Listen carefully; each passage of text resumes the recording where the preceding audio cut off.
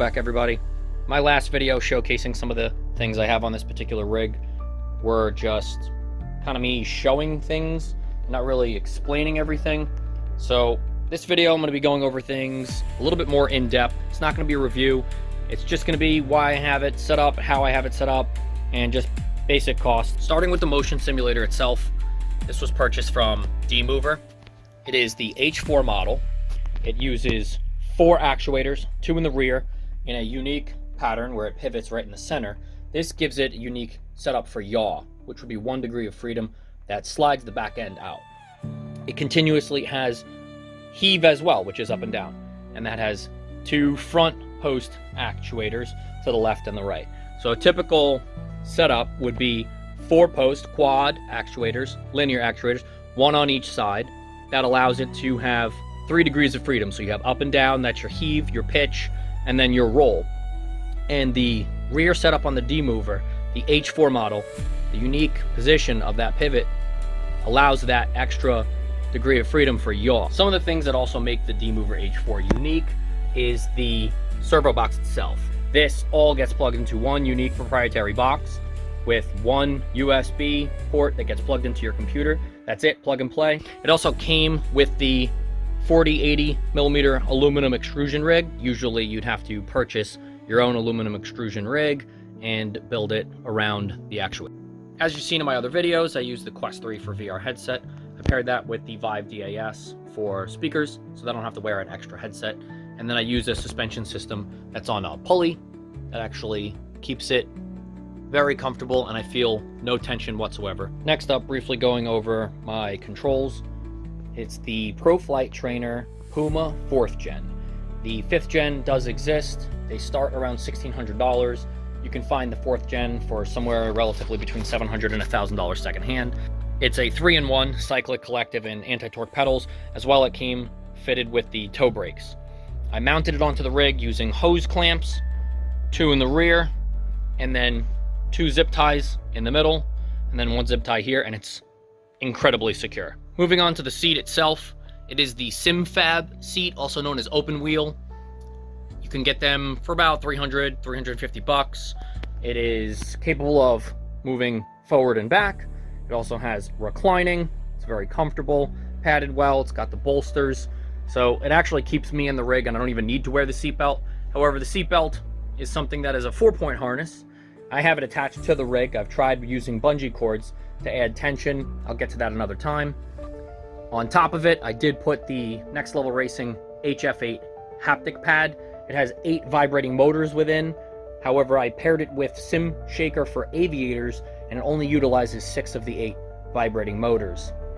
I did put a little cushion underneath it just to absorb some of the tension for the motors so I don't actually feel them. So there's a little bit of a gap here, so when I sit, this pushes down and it allows it to be much more comfortable. Since I mentioned haptics, instead of purchasing a butt kicker for $400 or $500, I actually went with the do-it-yourself method of 2 Dayton Audio 50-watt transducers, zip-tied them on to the Proflight Trainer directly, and I use a Sim Haptic by RK Apps program separate from the Shaker For Aviators for the HF8, and that allows different vibration to be felt through all of the controls on the pedals, the Cyclic, and the collective than I feel in the seat, in addition to the haptics that I feel from the rig.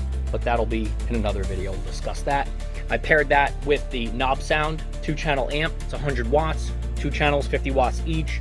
The do-it-yourself, these run for probably about $60 each. You can get that for about $30, a 3.5 millimeter audio cable for $5-10 into a digital audio adapter for USB. Haptics, I highly recommend for any flight sim, racing. One of probably the most immersive things you could add, especially if you're in VR. Since I'm always playing in VR, I used a Velcro strap. And with this Velcro strap, I then Velcroed the Razer Tataris V2 onto it, as well as a Xbox 360 remote. They're both wired. I ran them into one cable for cable management, guiding it. And this gets Velcroed around my left leg. It's very comfortably positioned so that I could use it for macro buttons to be programmed to anything. I could press 1 button and have it do 12 different things, or I can program 1 button to do 1 thing. This is just a basic wired mouse. I got this at a thrift store for about $2. A lot of people use the trackball. I'm not really a big fan of the trackball, but I have it in such a way that the mouse, actually the wire, can't move any further back, and with this lip on the mouse pad, it actually can't fall off in VR, which is pretty cool. The keyboard, basic USB Bluetooth keyboard that I found on Amazon for probably close to $14, $15. Same thing with this arm, this mount itself. I think it was maybe $10 on Amazon. Still using the Slugmouse. Have a whole video on those. Still highly recommend those. The dimensions on the rig, 39 inches from side to side, and the roll will never get past that.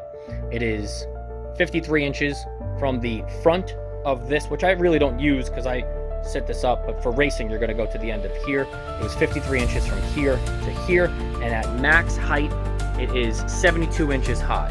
However, I have a 7-inch riser that I use when normally you would mount the bottom of the seat right onto here, but that would be more for racing purposes or basic flight. But because the Cyclic is so high, I used 7-inch risers that were actually also purchased from Simfab. Next, I'll talk a little bit about ease of use, comfort, and how this differs from a static setup, which is what I came from. To get into it, if you're getting in while it's already turned on, it's in the standby position. I did set it up with some yellow markers so that I can see in low light conditions, but just step up, put a little handle here, and then right into the seat. And now, how this differs from a static, non-moving flight simulator. So prior to this, I had the Haptics, and I still use them, and still I die on the hill of that is probably the most immersive thing that you could have for flight simming, for racing, or helicopter flight simming specifically, when adding with a VR headset. That gives you some kind of cues of feedback, RPMs, any kind of turbulence. Your gun off the left side of your rig is firing, you feel the vibration on the left side only versus the right side. Haptics, one of the most immersive things you can add. However, adding that motion is the difference of your brain in VR with haptics only, thinking that there is movement. Hey, I feel this, I feel like there's movement. Now, when you add movement, it is now confirming to your brain that you are moving. That is the huge difference. You don't need much movement. Too much movement is over-exaggerating, and it's uncomfortable, and it's not real to any kind of physics. For helicopters, you don't need a lot of G-forces, so you don't need a lot, but that's the difference between a static rig with haptics to motion. If you don't have haptics, you need to get haptics. You do not need to get motion. That is just the next extreme level. But if you do get haptics, and you're doing it for a while with haptics, you are going to save up for motion. That's all for the overview of the rig itself and some of the things that go along with it. And I'll be doing a full review going into everything that I could think of and test in depth. I've had it for about a month now, and I feel like I'd almost be able to answer anyone's questions about it. I am testing a new software for motion, and I'm really excited to get that going first before I do a review. Thanks for watching.